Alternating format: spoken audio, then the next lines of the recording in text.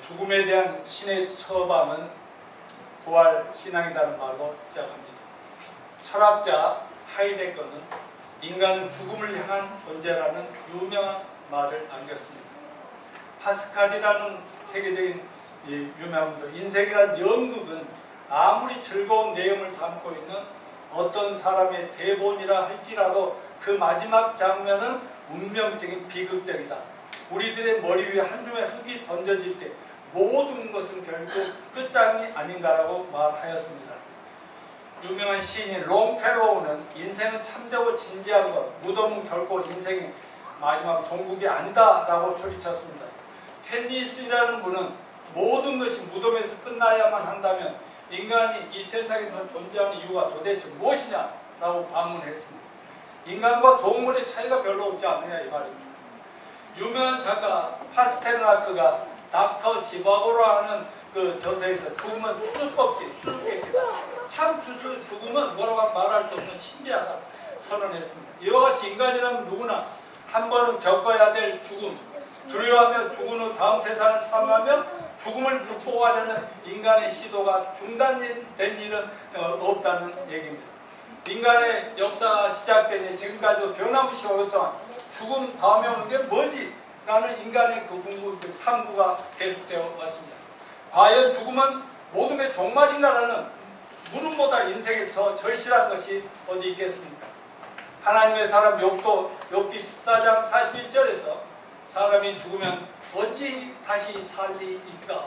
라면서 이 중대한 의문을 죽은 다음에 삶에 대한 의문을 던졌습니다. 그러므로 모든 인간들은 죽을 수밖에 없는 인생들이지만 영생과 부활의 열망은 태초부터 아담과 하와가 타락한 이후에 잃어버린 영생 천국 하나님을 찾으려는 마음이 본능적으로 다 있다는 사실인 겁니다.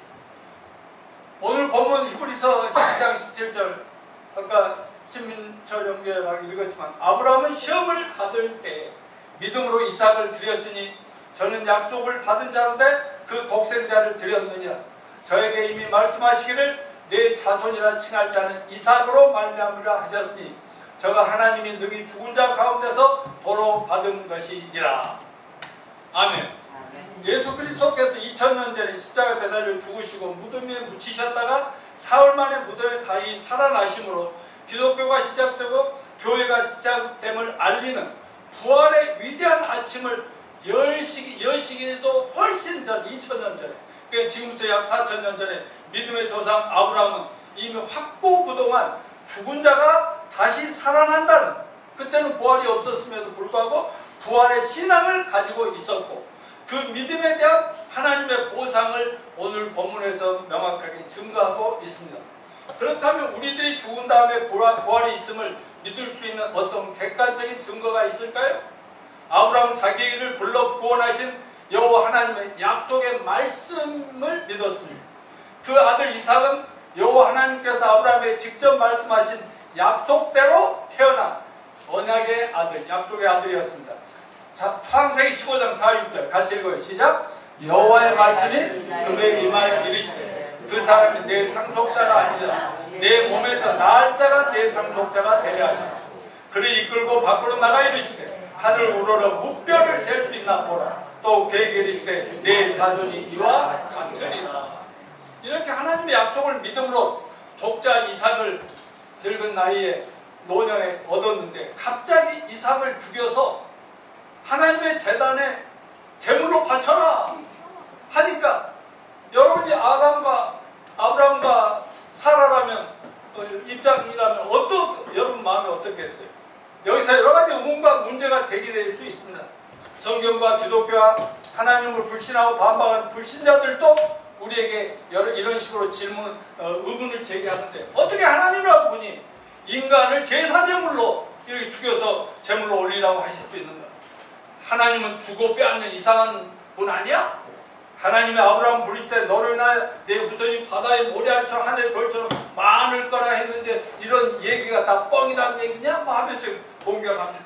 아니면 하나님의 약속 언제든지 폐기될 수 있는 거 아니야? 말을 먹고 없애버리고 하나님의 명령은 스스로 하나님의 약속과 무슨 되는 거 아닙니까? 라는 물음들이 아브라함에게 얼마든지 아브라함에게 질문할 수가 있는 겁니다. 그런데 아브라함은 예수님이 이 땅에 사람으로 오셔서 십자가에 죽으시고 무덤에서 사흘 만에 부활하시기 훨씬 전에 벌써 이런 수많은 마음속의 의문점을 본문의 증언처럼 하나님을 죽은 사람도 언제든지 다시 살려낼 수 있다는 확고부동한 자신의 부활신앙을 통해서 극복하고 하나님께 인정과 칭찬을 받고 영광을 돌렸다는 것 아니겠습니까?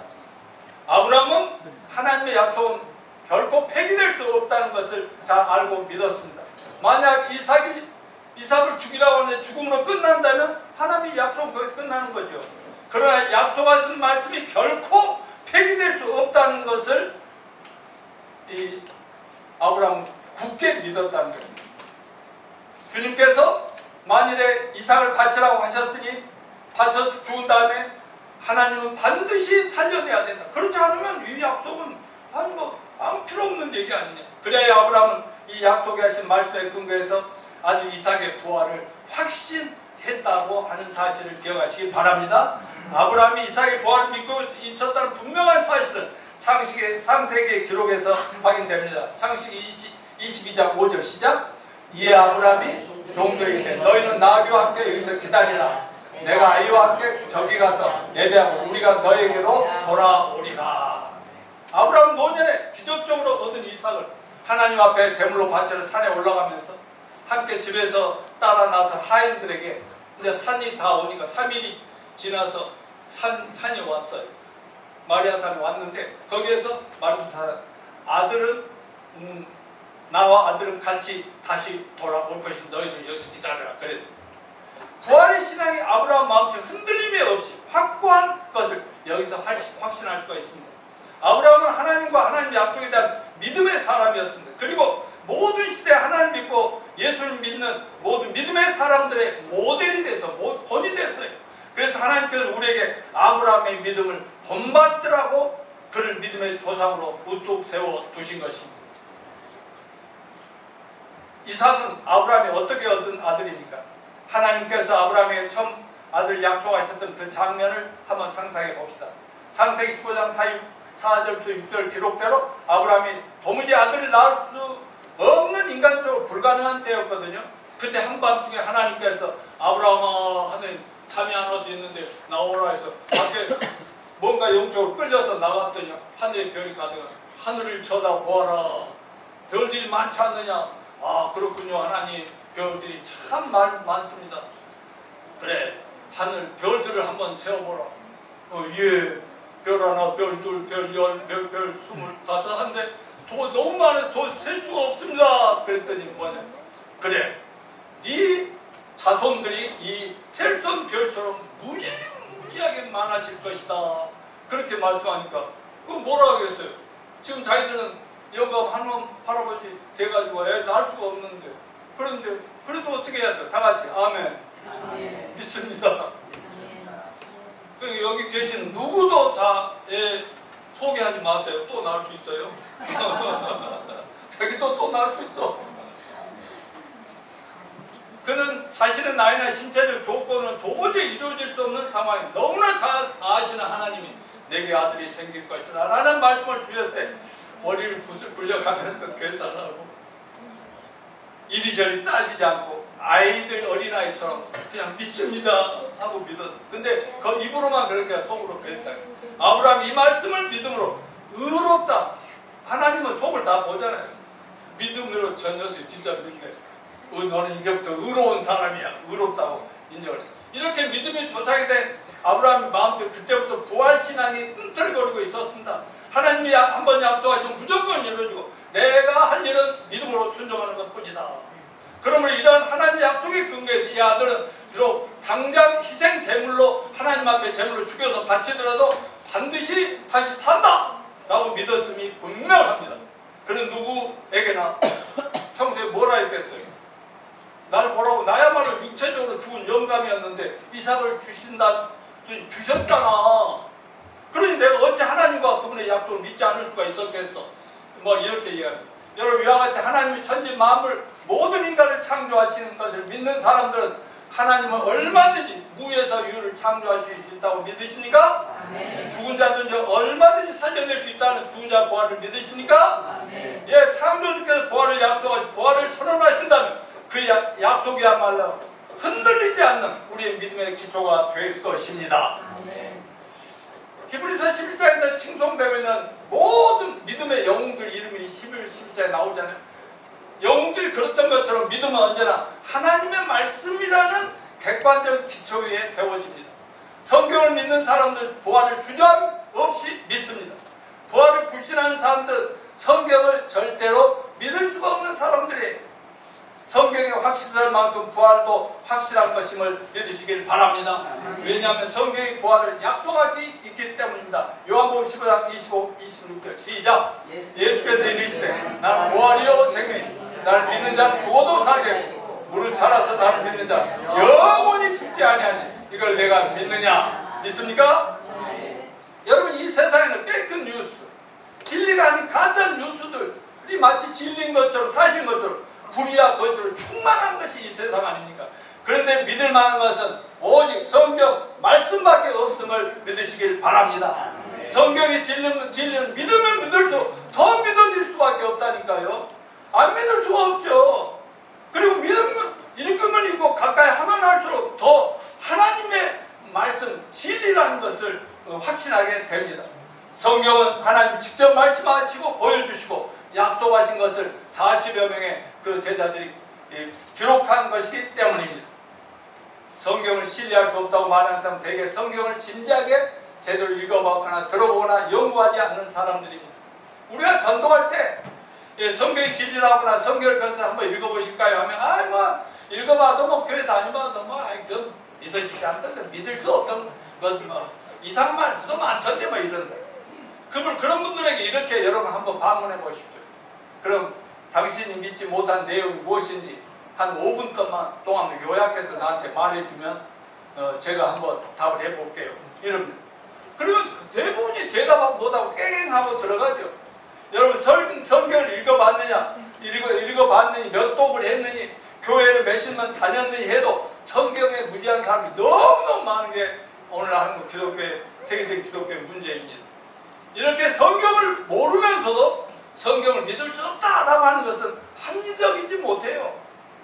만약 성경이 믿어지지 않거든 성경을 좀 읽고 연구해 봐야죠. 성경을 비판할 목적으로 연구를 하더라도 성경을 읽다 보면 다 믿어지게 됩니다. 그러면 결국 누구든지 성경의 권위 앞에 성경의 진실 앞에 압도당하고 무릎을 꿇을 수밖에 없다는 것이 저희들이 체험한 거 아니겠습니까? 자, 넘겨주세요. 영국의 법률가이면서 역사학자인 프랭크 모리스는 부활의 허구성과 성경이 얼마나 터무니없는 책인가 증명을 결정. 옛날에 똑똑한 사람들이 안 믿으면 당장에 반항을 하거든요. 그는 그리스도의 부활이 허무맹랑한 사건임을 입증하려고 법률가답게 1세기 그러니까 예수님이 사던 시대 그 당시 예수님 당시 예수님 재판받아요. 재판의 역사를 중심으로 연구하기 시작했어요. 그래서 문서를 뒤지고 성경을 읽다가 성경과 비교하다가 그리스도의 부활은 역사적인 사실이구나, 거짓말 팩트구나, 이런 것을 부딪히게 됩니다. 그리스도가 역사적으로 부활하셨다는 사실은 1세기 재판 문서와 성경 증언을 통해서 도저히 부인할 수가 없어요. 아무리 지성인이라도. 그래서 예수님 영접하고 그리스도 제자가 되었고 자기의 모험을 기록한 책을 만들었습니다. 그의 책 표지에는 뭐라고 쓰여있냐면 본래는 쓰여지기를 거절했대. 내가 이런 책 쓰려고 안 했거든. 근데 쓸 수밖에 없었거든. 이렇게 썼다는 내용이에요. 자, 영화 배너를 다 보셨죠? 몇 번씩 본. 영화 배너의 원작자도 같은 경우 이 소설의 작가 루 월리스는 반기독교적인 인물에 가까운 사람인데 1827년 미국 인디애나주에서 태어나서 월리스는 작가, 법률가, 장군, 외교관 어느 칭호에도 손색없는 화려한 경력의 아주 대단한 천재 영재였던 것입니다. 그들은 나중에 그 멕시코 전쟁에 지원해서 복무도 했고 남북 전쟁 기간에 미국의 남북 전쟁이 있었잖아요. 그때는 육군 소장으로 북군을 지휘하기도 했습니다. 이후에 전쟁 끝난 다음에 변호사, 뉴멕시코의 주지사, 터키주의 미국 공사 외교관으로 활동하다 1905년에 사망을 했는데요. 남북 전쟁 당시 장군이자 작가였던 월리스는 한 사람과 이렇게 다짐을 하는 거예요. 기독교의 신화를 영원히 없애버릴 책을 써서 인류를 예수나 기독교에서 해방시켜 줄 거야. 굴레에서 벗어나게 해줄 거야. 내가 증명하고 말 거야. 워낙 잘난 인간이니까. 그래서 그는 도서관에서 자료를 수집하고 연구를 시작했다. 드디어 지필에 들어간 그가 책을 1장을 씁니다. 1장. 챕터 1, 2, 3 이렇게 나와요. 챕터 1장을 쓰는데 예수님의 이야기는 전부 거짓말이라는 거. 1장을 어떻게 겨우 썼어요. 2장을 쓰려고 하는데 도저히 펜이 안 나가는 거예요. 더 이상. 예수가 곧 하나님이 인류에 보낸 구원자 그리스도라는 걸 도저히 부인할 수가 없는 상황에 다 멈춰버리게 된 것입니다. 그래서 거기서 무릎을 꿇게 됩니다. 그리고 예수님께서 당신은 나의 주, 나의 하나님이라고 부르짖으며 어느새 자기 마음속에 믿음이 막 싹트고 올라오는 거예요. 그 사건이 있어도 그는 그리스도의 신성을 증거하기 위해서 책을 썼는데 바로 그 책이 바로 베놈. 이게 영화화된 것으로 온 세계 얼마나 많은 사람이 보게 됐습니까? 저도 예수님의 십자가 죽음과 부활의 복음을 믿음으로 거듭나니까 성경에 대한 많은 회의와 의심들 한 방에 해결돼요. 이제는 목사까지 되어서 성경을 믿지 않는 자들 보면 얼마나 안타까운지 지금도 모릅니다. 영적 소경, 영적 기머거리처럼 느껴져요. 저희 거듭나기 전에, 우리 거듭나기 전에 다 기머거리 안 들렸잖아요. 천국 소리. 하나님 나라 보여하면 안 보였지 않습니까? 그러므로 우리는 아직 믿지 않는 불신자들 나무라고 무시하는 것이 아니라 전에 잘난 체 했지만 거듭나지 않으니까 20수년 교회 다니도 모르는 것이고 믿어지지 않고 의심되기는 마찬가지다. 근데 어느 날 예수님을 복음을 듣고 구원을 받으니까 한 방에 다 믿어져 버리다. 여러분도 경험하셨죠? 성경의 모든 약속은 역사를 통해 단 한 번도 오류도 없이 실현되었다는 것이 검증된 사실입니다. 성경의 말씀을 알아갈수록 예수 그리스도의 십자가 죽으심과 부활의 절대적 사실을 증거합니다. 우리가 믿는 이 성경책의 핵심이 바로 예수 믿는 우리 모두의 죄사함과 부활을 약속합니다. 아멘. 아멘. 우리는 흔들릴 수 없는 성경 말씀에 근거하여 부활을 믿습니다. 아멘. 오늘 본문 말씀 보면 아브라함의 부활신앙의 핵심입니다. 오늘 본문 사건을 계기로 해서 아브라함 부백에 일어난 변화는 얼마나 충격적인지 모릅니다. 거의 포기했다가 약속한 대로 이삭을 낳게 되었을 때 아브라함이 일어난 변화 중 하나가 그가 부활 신앙을 갖게 되었다는 것입니다. 요즘 현대 교인들이 점차 부활 신앙을 잃어가요. 교회는 다니는데요. 부활 같은 건 관심도 없어요. 그런 사람들이 많아요. 이처럼 부활 신앙을 잃어가고 있는 현대에서 오늘 우리는 본문을 앞에 놓고 중요한 두 가지 질문을 던지려 합니다. 아브라함은 첫째 어떻게 부활 신앙을 갖게 될까? 두 번째 아브라함에 있어서 부활 신앙은 왜 혹은 무엇 때문에 그렇게 중요했던가? 우리 이러한 질문에 대한 대답을 오늘 여러분과 나누면서 우리들도 어떻게 부활 신앙을 확실하게 가지고 끝까지 갈까? 그리고 오늘날 부활 신앙이 왜 그토록 중요한가를 물음의 답을 함께 찾아갑시다. 먼저 아브라함이 어떻게 부활 신앙이 형성되는가? 여러분 다시 한번 묻습니다. 죽은 자가 다시 사는 부활을 믿습니까? 아멘. 부활 신앙에 대한 견고한 신앙을 고백하는 성도는 일반적으로 두 가지 과정을 통해서 부활 신앙에 도달하는 첫째 경험적 과정, 두 번째는 논리적 과정이라고 합니다. 먼저 경험적 과정은 우리가 신앙생활 중에 갖게 되는 여러 가지 영적 체험을 통해서 살아계신 하나님과 우리가 죽어도 다시 산다는 부활 신앙을 얻게 됩니다. 우리가 교회를 안 다니더라도요, 불신자라도 뭔가 알게 모르게 신기한 체험들을 많이 하면서 주님께로 끌려가는 거예요. 예를 들면 기도 응답을 체험이든지, 예? 우리 어머니도 보니까 교회 절대 안 다니는데도 무슨 일만 있고 내 학교 문제만 나오면 그냥 무릎 꿇고 기도하고 막 그러시더라고. 그러니까 그런 기도 응답 체험이든 말씀을 깨달음이든 또 성경을 듣고 배우면서 가정생활, 부부간의 화목을 체험한다든가 교회 안팎에서의 많은 인간관계 등등에서 성경 있거든요. 그런 것들을 체험하면서 우리 믿음이 점점 아브라함의 믿음처럼 본받아 가게 되는 겁니다. 이런 영적 체험을 경험하면서 우리는 하나님 살아계시구나, 성경은 진리구나, 하나님은 정말 놀라운 능력을 가지고 계시네 라는 확신을 조금씩 갖게 됩니다.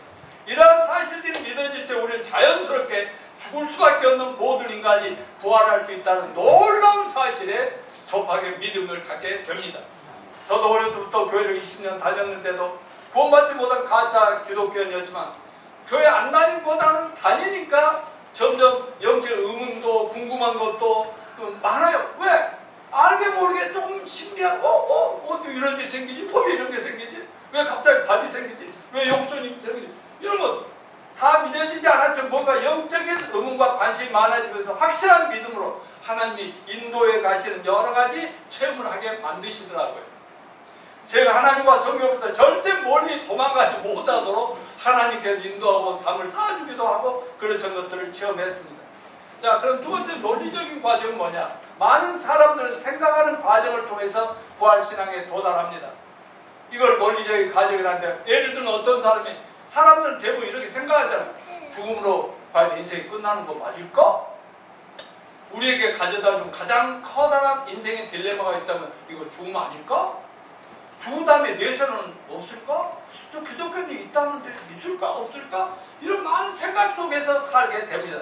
또한 우리가 세상을 살아가는 동안 많은 경우에 악인들이 득세하고 힘 있는 사람들이 득세하고 또 반대로 착하고 의롭게 살아가는 의인들이 고난을 당하고 괴롭힘을 당하는 그런 많은 것을 우리가 보고 듣고 있잖아요. 이 세상으로 모든 인생이 끝난다면 이 세상이 얼마나 불공평한가. 이렇게 교회 안 다니는 사람들 중에 걱정하는 사람들이 많고, 저도 교회 안 다녀도 어려서부터 그냥 청년 시절까지 그냥 그렇지만 이 세상 이대로 두면 안 되겠네, 뭔가 이렇게 바꿔야 되는 거야, 이런 생각을 하게 되더라고요. 이러한 불공평을 수정하기 위해서도 하나님과 사후 내세는 반드시 있어야 되는데, 있어야 돼, 이런 생각을 막 하면서 하나님 가까이 나가죠. 부활을 통해서 악인이 대접받고 득세하는 모습은 반드시 실현돼야 한다는 사고를 가지면 결국에 어디까지 도달한다고요? 부활신앙까지 딱 도달하게 하나님 인도에 가십니다. 저 유명한 철학자 칸트는, 철학자들은 지성인이고 공부도 많이 하고 했지만 성경이 안 믿어지니까, 근데 이런 과정을 통해서 결국은 예수님을 부활의 신앙을 믿음으로써 구원이 완성됐어요. 저도 늘 하는 얘기지만 20수년을 교회 다녀도 하나님도 천국도 부활도 성경의 모든 기적도 믿어지지 않아서 많은 사상 철학책도 읽어보고 또 여러 종교 심지어 이단들도 만나 공부해보고 유명한 목사님들 상담도 해보고 고민했지만 확실한 믿음은 누구도 주지 않더라고요. 그런 과정이 있을 때 구원을 갈망하다가 몇 년 며칠 시험에 나오는데 잊어버렸구나. 1979년 4월 11일 하나님이 저를 만나주시고 구원의 주심을 한 방으로 그날 하루에 화목동에 거기서 예수님 영접하니까 딱 믿어져서 저버렸다. 자, 그런 본문을 통해서 어떻게 아브라함이 부활신앙에 도달하게 되었는지 살펴보겠습니다. 아브라함도 이 경험적, 논리적 이 두 가지를 과정을 통해서 됐습니다. 경험적 과정은 맞고 논리적 과정은 뭐예요? 이거 됐고요. 자, 첫째, 아브라함의 경험적 과정을 보면 아브라함과 사라가 이삭을 얻었을 때 아브라함의 나이가 몇 살? 100살. 사라 나이는 90세. 우리가 생물학적으로 보면 그 나이의 잉태가 정말 가고, 오늘은 안 되잖아요. 이선자분 지금 애기 나시네요. 실례지만, 근데 오늘 이 설교 들으면서는 나도 낳을 수 있겠네, 그런 믿음을 가져야 돼. 아무튼 오늘 본문 4장 19절 그가 백세나 되어 자기 몸에 죽은 것 같은 거, 이거 아브라함이. 아브라함도 이제 옛날서 사라의 태에 죽은 것 같은 거 알고, 이제 경수가 끝났는데 그 당시도 오늘날처럼 100세면 육체가 살아도 태가 죽은 거랑 마찬가지라고 얘기해요. 사라의 경우는 더욱 심각했죠. 왜? 젊어서 아브라함과 결혼했지만 평생 애를 못 낳았거든요. 그래서 아브라함이 그냥 하면들 시녀가 왜 어떻게 해가지고 애도 낳았는데 하나님 안 돼! 절대 아니야! 네 사라가 나야 돼. 뭐 이랬다는 거죠. 근데 나이가 드니까 당연히 생도 그날 나이 90세 할머니가 임시 출산을 불가하는 거 맞지 않습니까? 그런데 하나님 놀라우신 이적을 통해서 잉태하여 임신하게 해서 그것이 기적이 아니면 무엇이겠습니까? 이 기적을 체험하면서 아브라함과 사라는 또 하나 새로운 믿음을 갖게 했는데 그러면 죽은데 이것도 다 살아나네? 이런 육신의 태가 거의 죽었던 상태에 새로운 생명 잉태함을 가능하다면 우리가 믿고 하나님에 대한 새로운 인식과 새로운 능력을 믿게 된다 이 말씀입니다. 이 경험을 통해 아브라함과 사라 부부는 하나님에 대한 새로운 발견을 하게 된 것입니다. 본문 로마서 4장 17절 시작. 기록된 바 너를 믿는 너를 많은 민족의 조상으로 세웠다 하신과 같이 그의 믿은 바 하나님은 죽은 자를 살리시고 없는 것을 있는 같이 부르시는 이시로다. 하나님 이 자기 아이가 뵌 것을 정말 이건 있을 수 없는 기적이 이런 걸 보면서 아브라함과 사라가 발견한 하나님은 죽은 자도 살릴 수 있고 없는 데도 있는 거 만들어내시는 하나님이시다. 이걸 확실하게 이 부활신앙을 갖게 되었다는 것입니다.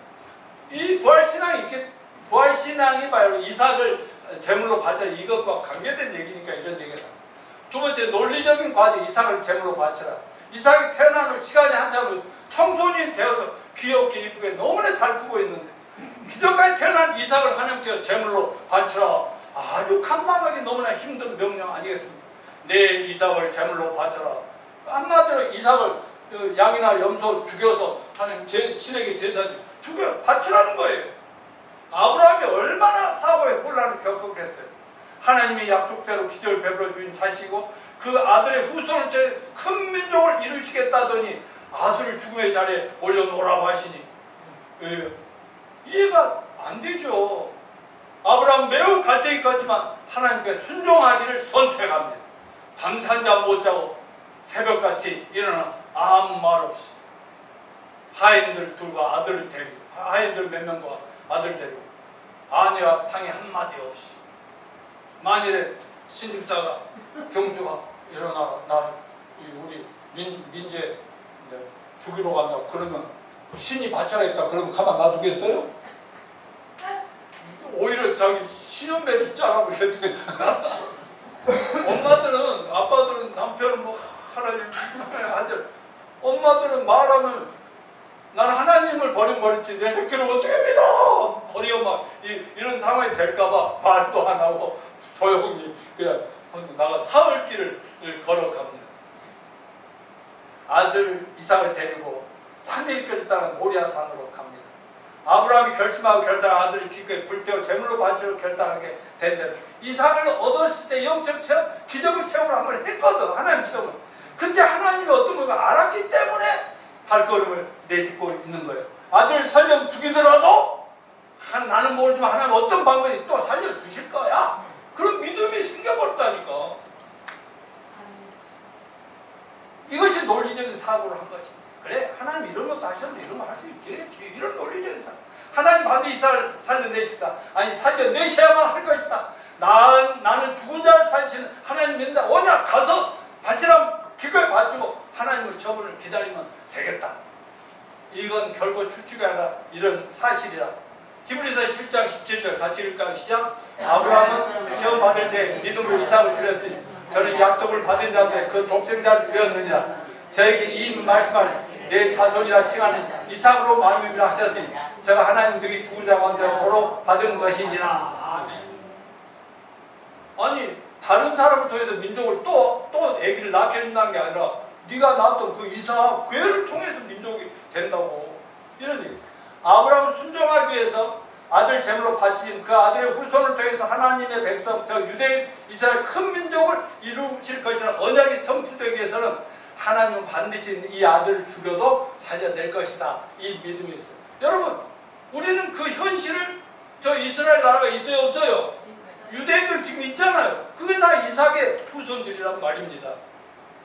우리가 부활신앙을 확신하는 과정이 그 경험적이든 논리적 사색의 과정이든 부활을 확신하기 위해서 중요한 전제가 있습니다. 그것은 하나님을 믿어야 됩니다. 하나님의 약속의 말씀을 신뢰해야 됩니다. 아브라함과 사라가 도저히 아이를 가질 수 없는데 내게 내 아들은 반드시 내가 준다. 말씀을 바랄 수 없는 중에, 믿을 수 없는 중에 믿었던 그 이유는 뭐냐면 그동안 하나님의 약속을 철저히 믿었기 때문에 믿음에 대한 보상으로 아들을 살려주신 겁니다. 부활이 안 믿어진다는 사람들 보면 하나님도 못 믿고 하나님 말씀도 안 믿는 것이고, 부활을 확신하고 나도 부활할 거야, 오늘 죽어 괜찮아, 이런 사람들을 보면 하나님을 믿는 사람들, 무엇보다 하나님의 약속의 말씀을 철저히 믿는 사람이라고 저는 확신합니다. 자, 여러분, 부활에 대한 확신이 없다면 어떻게 하면 됩니까? 간단하게 정리합시다.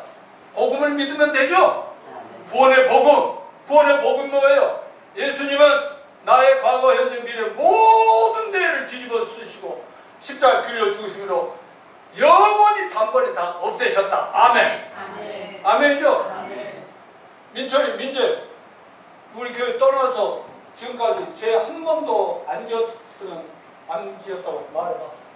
죄를 한 번도 안 지어서 엄마 아빠에게도 말할 수 없는 요만한 죄라도 거짓말든 한마디 했어 안 했어? 안 했다고 하면 내가 믿을 거 아니야?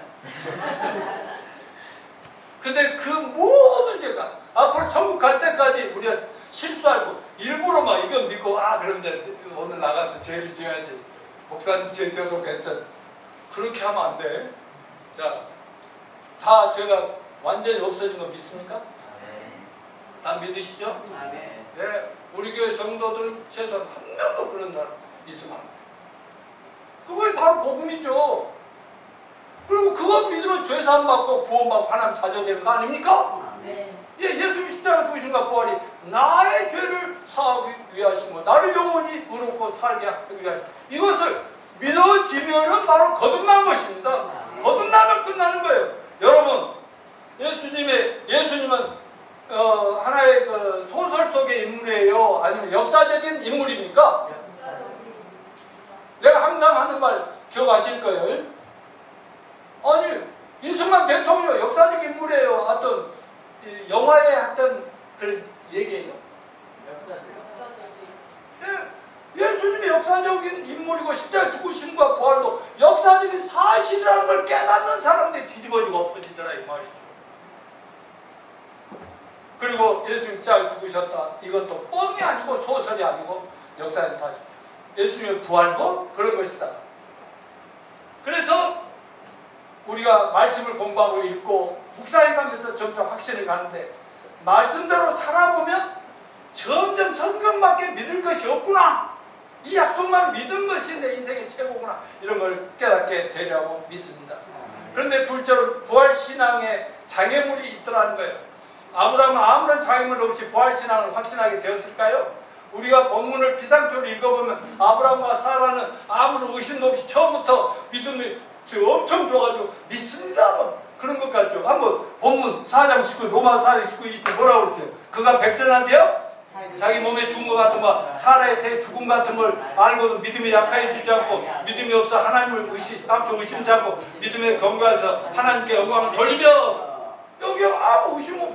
또 4장 19절 태에 죽은 것 같은 거 알고도 믿음이 약해지지 않았고, 4장 20절 하나님의 약속을 전혀 의심하지 않고 오히려 믿음이 더욱 견고해졌다. 이 말씀만 보면 처음부터 믿음이 굉장히 좋아 보이지 않습니까? 그러나 성경을 자세히 여기저기 관련된 구약 신약 공부해보면 아브라함과 사라, 우리가 똑같은 인간인지라 의심과 흔들림이 없었던 게 아니라는 것이 기록에 나옵니다. 이런 분들이 어떻게 이런 상황에서 이런 믿음을 가질 수 있었을까 하는 건데요. 믿음이 견고해졌다, 의심치 않았다는 말은 결론적으로 이분들의 신앙을 총 결론을 내려보니까 의심치 않고 끝까지 믿었다. 믿음이 견고해졌다. 총체적으로 그 인생 전체를 놓고 보니까 결론적으로 하나님의 인정을 받을 만큼 의심하지 않고 끝까지 견고하게 믿었더라. 그러니까 처음에는 들을 때는 의심도 있고 불신도 있고 그런 거 당연히 있었다. 이런 과정, 여러 가지 과정을 겪으면서도 결론적으로는 하나님께서 이끌어 주셔서 믿을 수밖에 없도록 확신을 가졌다, 이런 얘기입니다. 아브라함과 사라의 연약한 모습을 예를 들어보면은 창세기 17장 17절 아브라함이 엎드려 웃으며 심중에 이르되 100세 된 사람이 어찌 자식을 낳을까? 사라는 90세니 어찌 생산하리요? 하고 두 부부간에 남편은 어떻게 했어요? 웃었어요. 그냥 웃었고. 근데 처음 반응은 그는 웃었다. 헤헤, 하나님네 이런 말씀. 근데 사라는 어떻게 했어요? 웃었어요? 안 웃었어요? 안 웃었죠. 사라가 속으로 웃었다 그래요. 그러니까 하나님께서 사라가 웃어? 내가 말하는데 그랬더니 안 웃었는데요. 그러니까 네가 웃었잖아 속으로. 그러니까 깨갱 하는 거예요. 그러니까 여러분, 하나님은 우리 속마음까지도 다 보십니다. 속의 생각까지도 읽고 계십니다. 예, 그래서 항상 우리가 생각, 말도 인간관계 조심하실 수 있기 바랍니다. 마침내 하나님께서 아브라함과 사라의 약속의 아들을 주셨는데 아들이 태어나자마자 이름을 뭐라고 그랬다? 이삭이다. 이삭이라는 뜻이 뭐라고? 웃음. 모든 부모들이 민철이 민재 이름 지어줄 때도 좋은 뜻으로 지어줬죠? 나 노향모. 향기로운 모범생이 되라는 뜻이요. 나 향기로운 모범생이요. 근데 이 이름을 처음에는 초등학교 때가 너무 문학이었거든. 글도 열심히 공부 많이 하라고 그 어려운 때 우리 작은아버지가 지어줬는데 중학교 가려고 보니까 향모라는 이름이 아무도 몰라. 무슨 이름 이런 거. 그래갖고 난 향모. 야, 너무 좋아. 좋죠? 네. 그대로 살라고 나 지금 노리고 하고 있잖아요. 아브라함 100세 부인 사라 부인 할아버지 할머니 밤이다 먼저 잠자리 들어가 하는 쳐다보면 자려고 하면서 그 아기 주신다고 하니까 치식 웃으면서 웃음이 절로 나왔어. 근데 결국 아들이 나오니까 여보 참 하나님도 참 이상해. 우리 같은 사람들 왜 이런 걸 주시지 하면서 이름을 그냥 이삭이라고 지읍시다. 웃음이라고. 그래서 이삭의 이름이 웃음이라는 걸 참고로 하시기 바랍니다. 자, 하나님의 전능하신 믿음은 하나님의 영광을 보랴. 창세기 18장 14절 시작. 여호와께 능치 못할 일이 있겠느냐. 기한이 이를 때 내가 내게로 돌아오리라. 사라에게 아들이 있으리라. 아멘. 만물을 창조하시고 무에서 유를 창조한 여호와 하나님이 원하신다면 하나님에게 능치 못할 일이 없으리라. 아멘. 근데 왜 사람들은 얼마든지 하나님께 주자 살수 부활을 믿지 못하겠어요? 그는 본질적으로 근본적으로 하나님의 전능성을 믿지 못하고 하나님이 누군지를 정확하게 뭘 알지 못하기 때문에 무조건 안 믿는다 이렇게 하는 것입니다. 그러나 예수님도 말씀했어요. 나는 부활이요 생명이니 내가 이것을 믿느냐? 제발 믿어라. 그래야면 내 영광을 보리라. 안 믿어도 믿어봐. 믿어보면 내가 누군지 우와 이렇게 받들게 됐죠. 예수님 그런 말도 안 되는 소리 안 해도 이렇게 되리라 그 말이에요. 그러니까 결국 믿음이 문제라는 거 아니었겠습니까? 자, 시간 관계상 또 민재도 오고 했으니까 좀 빨리 끝내버려야 되겠습니다. 결론적인 적용적으로 오늘 본문 로마 4장 24, 25절 말씀을 총정리해 24절 읽어볼까요?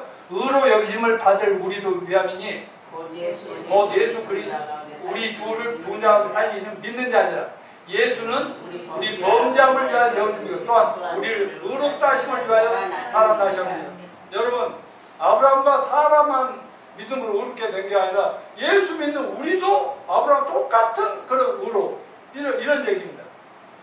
이 말씀이 기록하여 사도 바울 이 말씀 기록하기 앞에 17절부터 18절에 이 구절을 또 한번 읽어보면 왜 이 말씀과 연결된가 합니다. 시작. 기록된 바 내가 너를 많은 민족으로 조상으로 세웠다 하신 바 같으니 그의 믿은 바 하나님은 죽은 자를 살리시며 없는 것을 있는 것 같이 부르시는 이시니라.